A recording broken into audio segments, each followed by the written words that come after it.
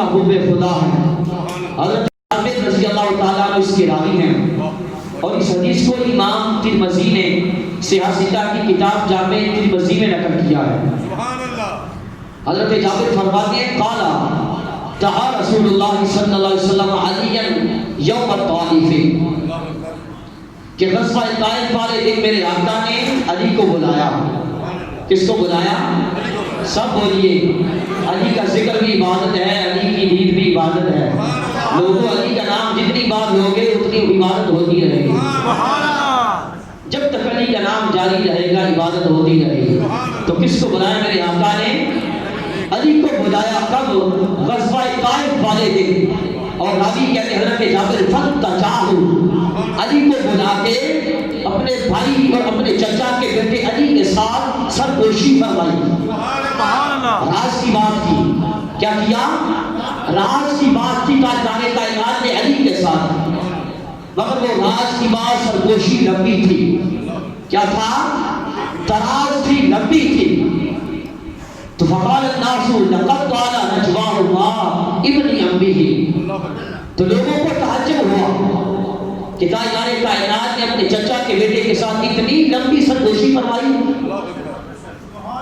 علی کے ساتھ اتنی لمبی سرگوشی فرمائی چچا کے بیٹے کے ساتھ. لوگوں کو یہ تعجب ہوا اس پہ کہ ایسا کیوں تھا اور اتنی لمبی سرگوشی کیوں فرمائی.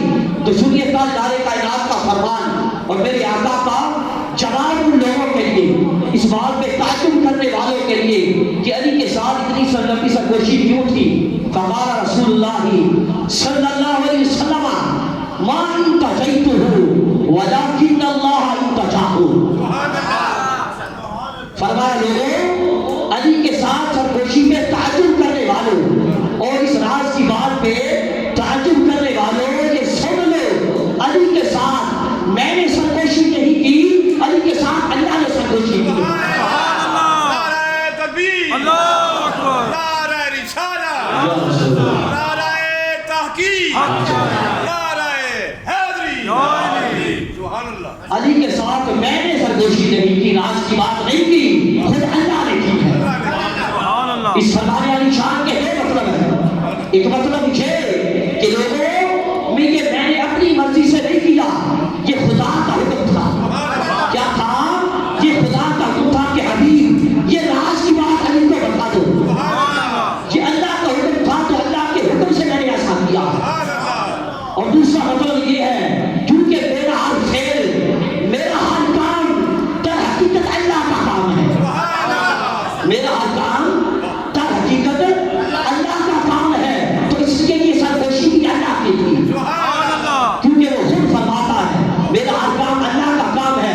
کنکر میں پھینکتا ہوں, وہ فرماتا ہے وما عملتا اس عملتا ولکن اللہ حرم.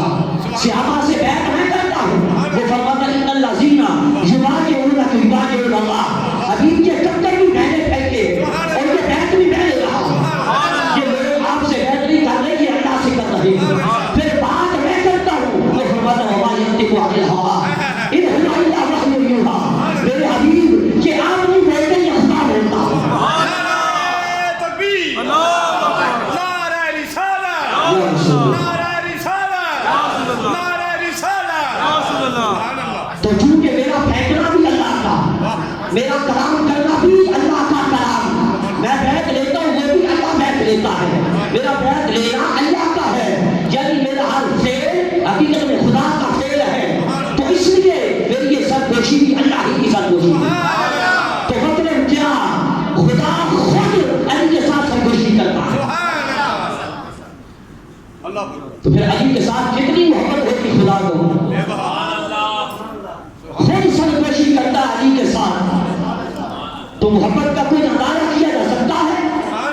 حضرت سعد بن ابی وقاص رضی اللہ تعالیٰ عنہ ایک مرتبہ عصر کی نماز سے کچھ پہلے مدینہ پاک کی گلیوں میں گھومتے گھماتے ایک جگہ پہ پہنچے.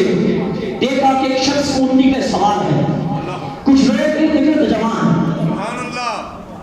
مگر وہ جو سوار کا بدبخت وہ بڑی بے سری اور بڑی بے تھکی آواز میں چیخ رہا تھا اور چیخ کے مولا علی کی شان میں گستاخی کر رہا تھا.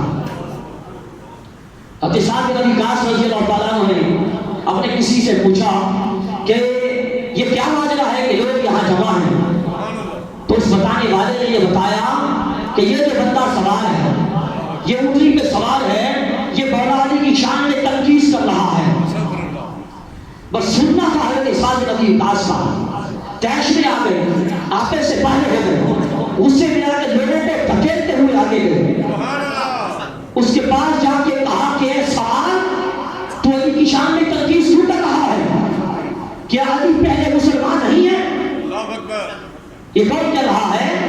جلیل القدر صحابی حضرت سعد بن ابی وقاص رضی اللہ تعالیٰ عنہ۔ میں نے عرض کیا کہ آپ توجہ میری طرف رکھا کریں، یہ کام ہوتے رہیں گے، آنے جانے والے آتے جاتے رہیں گے، آپ کے ساتھ بیٹھ نہ بات نہ کر رہا، پھر ان تک توجہ بڑھنے کا کوئی مقصد نہیں۔ تو فرمایا کیا علی پہلے مسلمان نہیں ہے؟ کیا علی پہلے وہ شخص نہیں کہ جنہوں نے رسول کریم کے ساتھ نماز پڑھی؟ کیا علی سب سے زیادہ زاہد فی دنیا نہیں ہے؟ یہ دنیا سے بے رغبت، زاہد فی دنیا کا کیا معنی ہے؟ دنیا سے بے رغبت۔ تو مطلب کہ حضرت صاحب فرما رہے تھے کہ لوگوں، اے شخص مولا علی کی گستاخی کرنے والے، کیا علی سب سے زیادہ دنیا سے بے رغبتی رکھنے والے نہیں ہیں؟ اور خیال رہے کہ حضرت صاحب نبی وقاص کی اپنی بات نہیں تھی، یہ صرف ان کا عقیدہ نہیں تھا، یہ حقیقت تھا۔ ایک مرتبہ مولا علی کا غلام کمبر آیا آپ کی بارگاہ میں، امیر المؤمنین آپ وقت کے امیر المؤمنین سلطان ہیں، کمبر آیا اور آپ کے ناز سہانا انداز سے یہ عرض کرنے لگا، امیر المؤمنین حضور آپ تو کچھ رکھتے ہی نہیں ہیں، آپ تو کچھ چھوڑتے ہی نہیں ہیں، حالانکہ اس مال میں آپ کے گھر والوں کا بھی حصہ ہے، آپ کے گھر والوں کا بھی حق ہے، مگر آپ کو چھوڑتے ہی نہیں ہیں، اس لیے میں نے آپ کے لیے ایک چیز چھپا کے رکھی ہے۔ کس نے؟ آپ کے غلام کمبر نے۔ حیدر کی محبت نے اتنا اثر کر دیا، حیدر کی محبت نے اتنا اثر کر دیا، کمبر کی نگاہوں میں یہ دنیا نہیں کچھ بھی۔ میں نے آپ کے لیے چیز چھپا کے رکھی ہے۔ مولا علی نے حیران ہو کے پوچھا کہ کیا چیز چھپا کے رکھی ہے؟ عرض علی میرے ساتھ آئے آپ۔ کمبر آگے آگے چلے، مولا علی پیچھے پیچھے چلے، ایک چھوٹے سے کمرے میں جا پہنچے۔ اس کمرے کے دیوار کے نیچے ایک بڑی ساری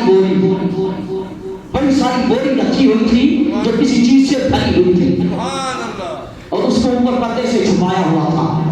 کیا کیا ہوا تھا؟ سب کو سمجھ آ رہی ہے؟ توجہ بھی سب کی ہے۔ اس بوری کو پردے سے چھپایا ہوا تھا۔ مولا علی نے جب اس بوری کو کھولا تو وہ بوری سونے اور چاندی کے برتنوں سے بھری ہوئی تھی۔ حیدر کی محبت نے اتنا اثر کر دیا کہ کمبر کی نگاہوں میں یہ دنیا نہیں کچھ بھی۔ کیا ہے کہ علی کے لیے سونے چاندی کے برتن چھپا کے رکھے ہوئے، وہ سونے اور چاندی کے برتنوں سے جو سونے کے تھے وہ سونے کے ہی تھے، مگر وہ جو چاندی کے تھے ان میں بھی سونا جڑا ہوا تھا۔ سونے چاندی کے برتنوں سے بھری ہوئی، مگر مولا علی نے فرمایا کیونکہ آپ ظاہر سے دنیا تھے، دنیا سے بے رغبت تھے، دنیا کے ساتھ آپ کو کوئی تعلق نہیں تھا، کوئی سروکار نہیں تھا، دیکھ کے فرمایا کمبر کو تیرا ناس ہو، کیا تم میرے گھر میں آگ داخل کرنا چاہتا ہے؟ کیا تم میرے گھر میں ایک بہت بڑی آگ داخل کرنا چاہتا ہے؟ پھر مولا علی وہ سونے چاندی کے برتن ان کو توڑتے گئے، ان کا وزن کرتے گئے، لوگوں میں بانٹتے گئے۔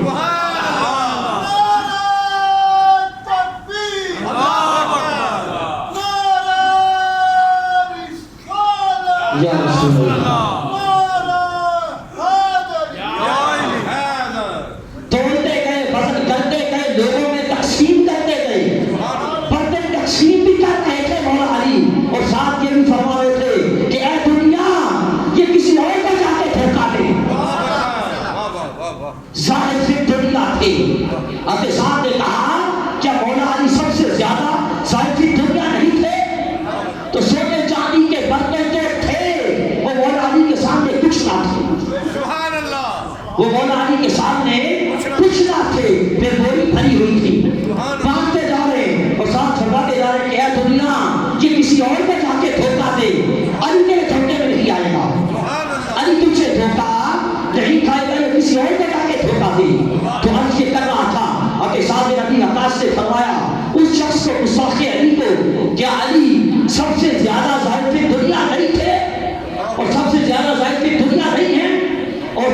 سب سے بڑے عالم نہیں ہیں؟ اور ساتھ فرمایا کیا علی رسول اللہ کے داماد نہیں ہے؟ تاجدار کائنات نے اپنی بیٹی ان کے ساتھ بیان کی اور ساتھ فرمایا کہ علی کا داماد نے رسول اللہ کے علیہ بردار نہیں تھے۔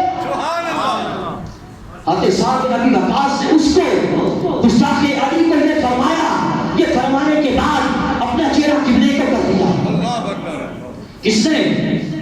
حضرت سعد بن ابی وقاص رضی اللہ تعالیٰ عنہ نے اپنا چہرہ قبلے کی طرف کر دیا اور گستاخ علی کے لیے بد دعا کرنے لگے۔ گستاخ علی کے لیے بد دعا کرنے لگے کہ مولا اس نے تیرے ایک دوست کی گستاخی کی ہے، اس نے تیرے ایک دوست کی گستاخی کی ہے، یہ بچما نہ ہٹنے پائے، یہ لوگ نہ لوٹنے پائے کہ تو ان کو اپنی قدرت کا کرشمہ دکھا دے۔ حضرت سعد کا یہ بدعا کرنا تھا، وہ لوگ ابھی وہاں سے ہٹے نہیں تھے کہ اس اونٹنی پہ وہ سوار تھا، اس نے اس پہ زوردار جھٹکا دیا، جب اس نے جھٹکا دے کے نیچے گرایا اس کا سر تن سے جدا ہو گیا۔ گستاخ علی کا سر تن سے جدا ہو گیا اور وہیں پہ وہ جان بحق ہو گیا، وہیں پہ مر گیا۔ اور حضرت سعد نے دعا کیسے کی تھی کہ اے اللہ تیرے ایک دوست کی گستاخی کی ہے، کیا کیا ہے؟ تیرے دوست کے ساتھ ہے، تیرے دوست کی اس نے گستاخی کی ہے، پھر دوستی بھی ایسی ہو کہ خود سرکشیاں کرنا ہو، محبت بھی ایسی ہو علی کے ساتھ کہ خود سرکشیاں کرتا ہو علی کے ساتھ، تو پھر علی کے گستاخ میں سے بچ سکتے ہیں۔ یعنی خدا علی کے ساتھ اتنی محبت کرتا ہے کہ خود راز کی باتیں کرتا ہے، سرکشی نہ کرتا کیوں نہ کرے، کیسے نہ کرے؟ کیونکہ علی کے ساتھ میرے آقا پیارے مصطفیٰ محبت کرتے ہیں، اور یہ آپ جانتے ہیں کہ جس کے ساتھ پیارے مصطفیٰ محبت کرتے ہیں اسی کے ساتھ خدا محبت کرتا ہے، تو علی کے ساتھ خدا بھی محبت کرتا ہے، پیارے مصطفیٰ بھی محبت کرتے ہیں۔ محبت علی کے ساتھ میرے آقا کی محبت، اس سے پھر ایک سیاستہ کی حدیث سنا دوں، اس کو امام ترمذی نے جامع ترمذی میں نقل کیا ہے، اور حضرت ام عطیہ رضی اللہ تعالیٰ عنہا اس کی راویہ۔ علی کے ساتھ کتنی محبت تھی حضور کو، تاجدار کائنات پیارے آقا کو اپنے بھائی کے ساتھ اور چچا کے بیٹے کے ساتھ علی کے ساتھ کس قدر محبت تھی۔ ام عطیہ فرماتی ہے قال بعث رسول اللہ صلی اللہ علیہ وسلم جیشن، حضور نے ایک لشکر بھیجا، کیا کیا؟ ایک لشکر بھیجا جہاد کے لیے، غزوہ کے لیے، کہ لشکر بھیجا فیہم علی، ان لشکر میں علی بھی تھے، اس لشکر کا حصہ، اس کا حصہ علی بھی تھے، علی بھی جہاد پہ گئے تھے، علی کو جہاد پہ بھیج کے بھائی کو، چچا کے بیٹے کو، حضرت ام عطیہ فرماتی ہے فسمعت رسول اللہ صلی اللہ علیہ وسلم وهو رافع یدیہ، حضرت ام عطیہ فرماتی میں نے حضور کو دیکھا، تاجدار کائنات کو دیکھا، علی کو بھیجا ہوا تھا جہاد کے لیے، اس لشکر میں بھیجا ہوا تھا، لیکن فرمایا میں نے آقا کو دیکھا، آقا نے اپنے ہاتھ اٹھائے ہوئے تھے، تاجدار کائنات نے ہاتھ اٹھائے ہوئے تھے، ہاتھ اٹھا کے دعا کر رہے تھے، کیا دعا کر رہے تھے؟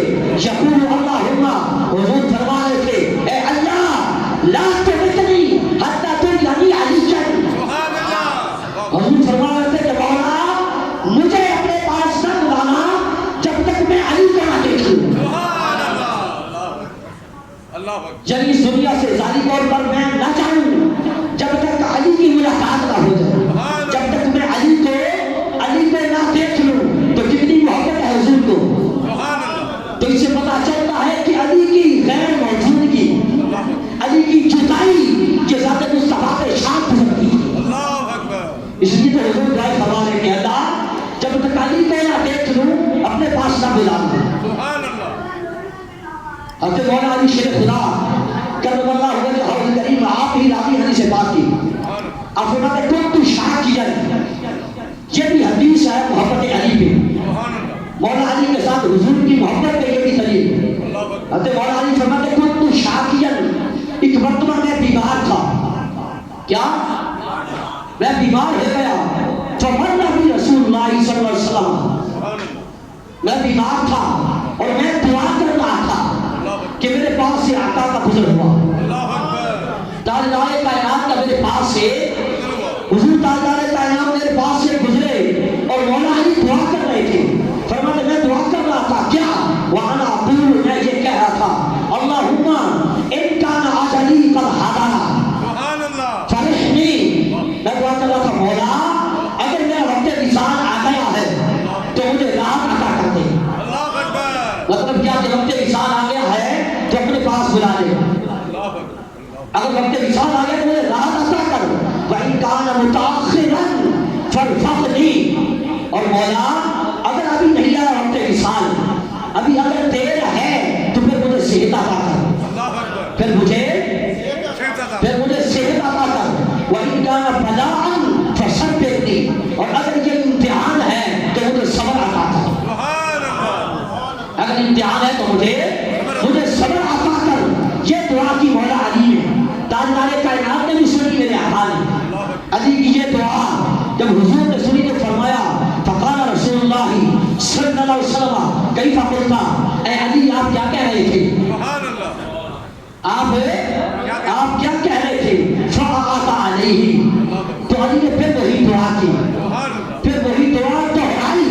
جب علی نے دعا دہرائی تو مولا علی خود فرماتے ہیں قال فَقَالَ رِجْلِهِ، جب علی کی یہ دعا سنی کہ مولا اگر میرا وقت اجل آ گیا ہے، میرا وقت وصال آ گیا ہے تو مجھے اپنے پاس بلا لے. جب یہ دعا سنی تو میرے آقا نے اپنے مبارک پاؤں سے علی کو ٹھوکر ماری، علی کو ٹھوکر ماری. وقال اللہم عافیہ اور اشفیہ، علی کو ٹھوکر ماری کہ علی کیا کہہ رہے ہو، کیا دعا کر رہے ہو. علی کو ٹھوکر مار کے حضور نے علی کے لیے دعا کی ہے اللہ علی کو صحت عطا کر اور علی کو شفا عطا کر، علی کو صحت عطا کر اور علی کو شفا عطا کر. تو مولا علی فرماتے فَمَشْتَكَيْتُ وَجْعِي بَعْدُ، فرماتے آقا نے دعا فرمائی میری وہ بیماری دور بھی ہو گئی، پھر اس کے بعد وہ بیماری میرے پاس دوبارہ نہیں آئی. یعنی اور بیماریاں تو آتی نہیں، اور بیماریاں کی وجہ سے بیمار ہوتا رہا مگر وہ بیماری سے ساری زندگی پھر نہیں آئی. اب جس وجہ سے یہ میں نے حدیث شروع کی، جس وجہ سے یہ حدیث سنانے کا جو مقصد تھا وہ کیا تھا کہ علی کے ساتھ آقا کی محبت. جب علی نے دعا کی کہ مولا اگر وقت وصال آ گیا تو اپنے پاس بلا لے، میرے آقا نے اس کو ناپسند فرمایا، ناپسند فرما کے علی کو ٹھوکر لگائی مبارک پاؤں کے ساتھ اور ساتھ دعا بھی فرمائی. تو اس سے یہ بھی پتہ چلتا ہے کہ تاجدار کائنات کے مبارک قدموں سے لوگوں کو شفائیں بھی ملتی ہیں. میرے آقا کے مبارک قدموں سے اور آقا کی مبارک ٹھوکروں سے لوگوں کو شفائیں ملتی ہیں. تو دعا کی مولا علی کے لیے کہ مولا علی کو صحت عطا کر، عافیت عطا کر اور شفا عطا کر. تو یہ علی کے ساتھ کیسی محبت ہے، کس کی، پیارے مصطفیٰ کی. پھر کیسی محبت ہے خدا کی، خدا خود سرگوشیاں کرے، پیارے مصطفیٰ علی کے لیے دعائیں کرے اور کہے کہ مولا اس کو صحت عطا کر، اس کو شفا عطا کر. تو کیسی محبت علی کے ساتھ، علی کیسے محبوب خدا بھی ہیں اور محبوب مصطفیٰ بھی ہیں. تو پھر کیا خیال ہے علی کے دشمنوں کا، کیا وہ خدا کو راضی کر لیں گے یا پیارے مصطفیٰ کو راضی کر لیں گے؟ یہ ان لوگوں کی بھول ہے، یہ غلط فہمی ہے ان کی، جس میں علی راضی نہیں ہوتے، نہ خدا راضی ہوتا ہے نہ پیارے مصطفیٰ راضی ہوتے ہیں. ایک مرتبہ ایک انصاری عورت نے تاجدار کائنات کی دعوت کی کھانے کی اپنے گھر میں حضور صحابہ کے ساتھ اس کے گھر تشریف لائے. اس کے شہر میں جگہ فرماتے، صحابہ حاضر بارگاہ میں، غلام آقا کی بارگاہ میں حاضر ہے کہ حضور نے صحابہ کو فرمایا کہ میرے صحابہ ابھی آپ کے پاس وہ شخص آئے گا کہ جو جنتی ہے. کیا جو جنتی ہے، سب بولیے، ابھی وہ شخص آئے گا جو جنتی ہے. صحابہ فرماتے، راوی فرماتے آقا نے یہ فرما کے اپنی مبارک چادر میں اپنا سر انور کر لیا، سر انور مبارک چادر میں کر کے یہ فرمانے لگے، دعا کرنے لگے اے اللہ اگر تو چاہے تو آنے والا علی ہو،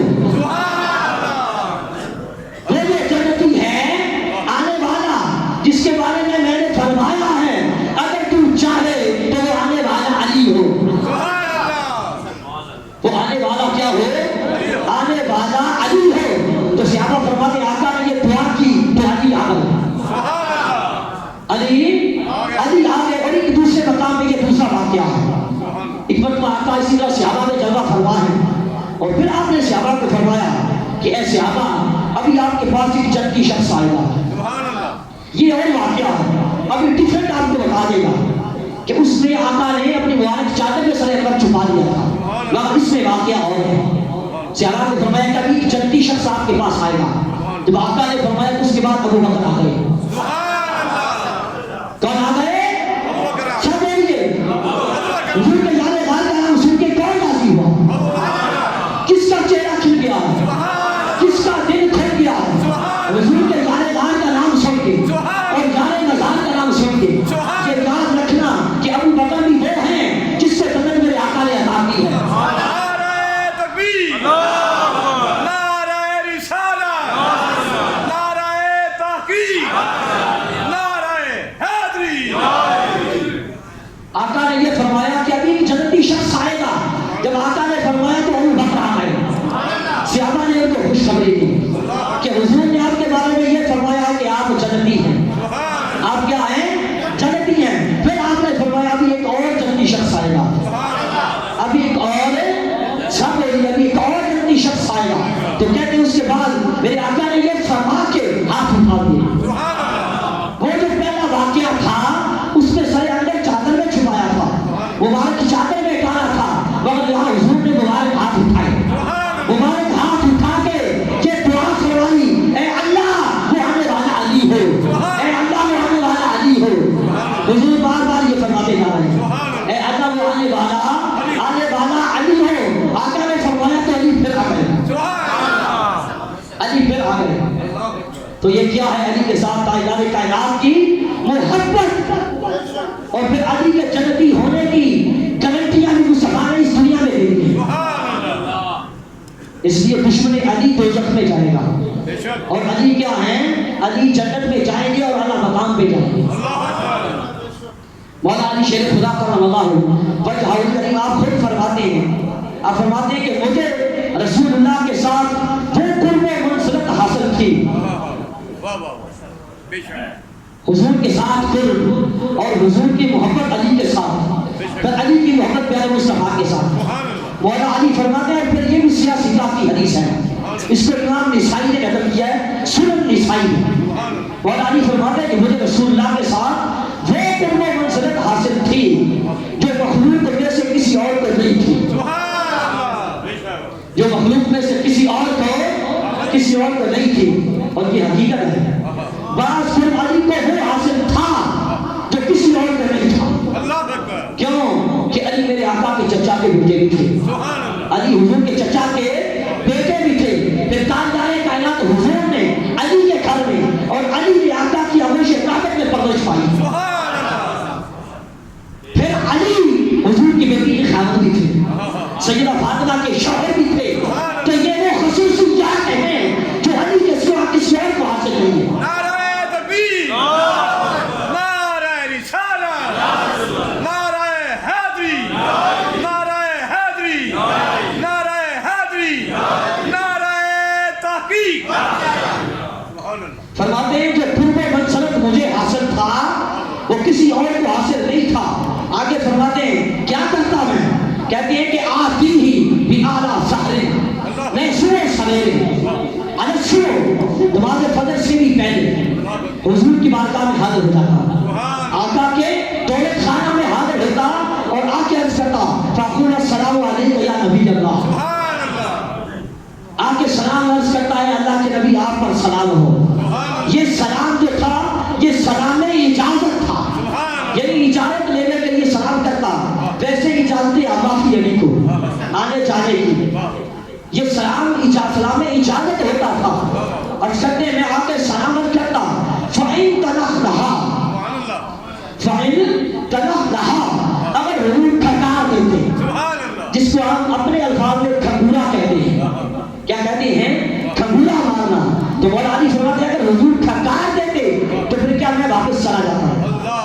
مطلب اس کا مطلب یہ ہوتا تھا کہ ابھی نہیں آؤ، ابھی آنے کی اجازت نہیں ہے۔ اگر حضور کھٹار دیتے تو واپس سے گھر چلا جاتا، نہیں یہ معمول تھا نماز فجر سے پہلے صبح سویرے آقا کی خدمت میں پہنچ جایا کرتے. اگر آل بیت کی محبت نے اور آل بیت نے آپ کے عقیدے کا ہاضمہ درست اور تیز کر رکھا ہے تو ایک بات کہنے لگا ہوں،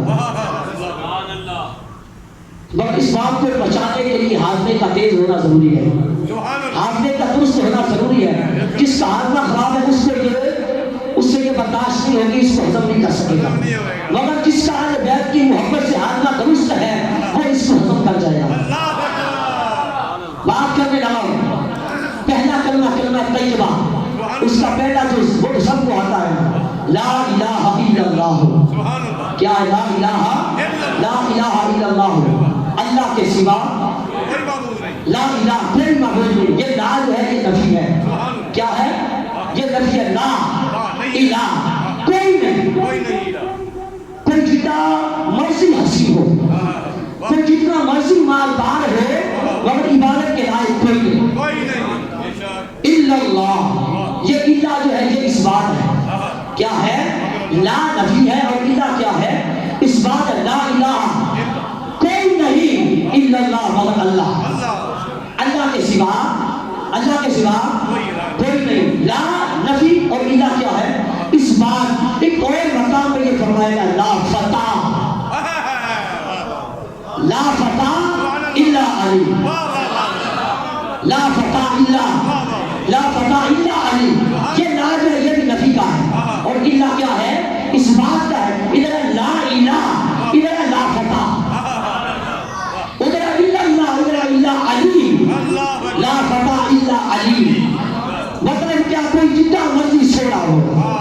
مگر یہ خیال انبیاء کی بات نہیں ہے. انبیاء کا مقام سب سے بڑا ہے. انبیاء کا مقام سب سے اونچا ہے، سب سے بلند ہے انبیاء کا مقام. یہ معصومین کی بات نہیں ہے، غیر معصومین کی بات کر رہا ہے. یہ ہمارا سنت الحمدللہ یہ عقیدہ ہے. حضور کے صحابہ بھی محفوظ عن الخطا ہیں، آل بیت اطہار بھی محفوظ عن الخطا ہیں. معصوم صرف انبیاء ہیں یا فرشتے، اور یہ اہل سنت کے مسلمات میں سے ہیں. تو اس لیے محفوظوں کی بات کر رہا ہوں. محفوظوں میں لا فتح، کوئی جتنا مرضی سونا ہوئے، کوئی فرد تو فرد سونا ہوئے، مگر علی ورگا کوئی نہیں. لا فتح علی ورگا کوئی نہیں. حضرت دہیہ کلبی رضی اللہ تعالیٰ عنہ میرے آقا کے صحابی تھے. توجہ سب کی بہتر بڑھے. آقا کے صحابی تھے، بڑے حسین تھے، بڑے حسین تھے. اور انہوں نے اپنے طریق، یہ آقا نے یہ حکم نہیں فرمایا تھا، تاجدار کائنات نے یہ حکم نہیں فرمایا تھا. انہوں نے حضرت دہیہ کلبی نے اپنے لیے اپنی یہ ڈیوٹی لگا رکھی تھی کہ جب حضور عصر کے بعد باہر تشریف لائے تو میں آقا کے نالائن صاف کیا کروں، آقا کے مبارک پاؤں میں پیشگی کیا کروں، تاجدار کائنات کے مبارک پاؤں میں پہنایا بھی کروں. آقا کے نالائن مبارک پاؤں میں ایسا کرتے تھے. جب حضور باہر تشریف لاتے آقا کے نالائن صاف کرتے، سیدھا رکھنا، آقا کے مبارک پاؤں میں پیش کرنا. حضرت دہیہ کلبی رضی اللہ تعالیٰ عنہ وہ غریب دن کہیں باہر گئے ہوئے تھے، لیٹ ہو گئے. سواری بھی دوڑائی کہ پہنچ جاؤں وقت پہ آقا کے مبارک پاؤں میں نالائن پیش کر سکوں. سواری دوڑائی مگر اس کے باوجود نہ پہنچ سکوں. مگر جب آقا باہر تشریف لائے تو ادھر دہیہ کلبی آئے ہوئے.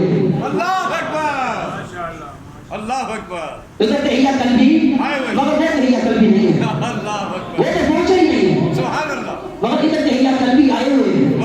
آقا آئے، دہیہ کلبی وہی رنگ روپ، وہی شکل صورت، وہی بال، وہی رنگ، وہی ڈھنگ، وہی چال چلن، وہی سیدھا ہونے کا انداز، وہی جھکنے کا انداز، یعنی سیم سے دہیہ کلبی. جب آقا تشریف لائے دہیہ کلبی نے نالائن سیدھے کیے، صاف کیے، آقا کے مبارک پاؤں میں پیش کیے. اب میرے آقا اوپر کھڑے ہو کے مسکرا رہے ہیں. یہ جو دہیہ کلبی تھے ادھر، ان کا منہ نیچے تھا کیونکہ آقا کے مبارک پاؤں میں نالائن پیش کر رہے تھے، منہ نیچے ہے. اب دیکھیے میں ادھر دیکھ رہا ہوں، پیچھے سے کوئی ہنسے یا ناراض ہو، کوئی اشارہ کرے، مجھے پتا چلے گا؟ نہیں چلے گا. میرے کوئی سامنے آئے گا تو مجھے پتا چلے گا. تو نیچے منہ ہو تو نظر نہیں آتا. مگر میں جو دہیہ کلبی تھے، منہ نیچے ہے، آقا اوپر مسکرا हसन की वजह की है, सुभान अल्लाह, वाह वाह, सोना हसन की वजह की है। सुभान अल्लाह, अब ये बात मैं बताता हूँ कि वो तहिया कल्बी कौन थे, सुभान अल्लाह, वो कौन थे, मगर उससे पहले लोग भूल में पड़े फिरते हैं, मेरे आका के इल्म पे उंगलियां उठाते हैं, मगर ये याद रखो कि जिनके नौकरों का ये हाल है कि वो भी देख लेते हैं कि आका की शान का हाल क्या होगा।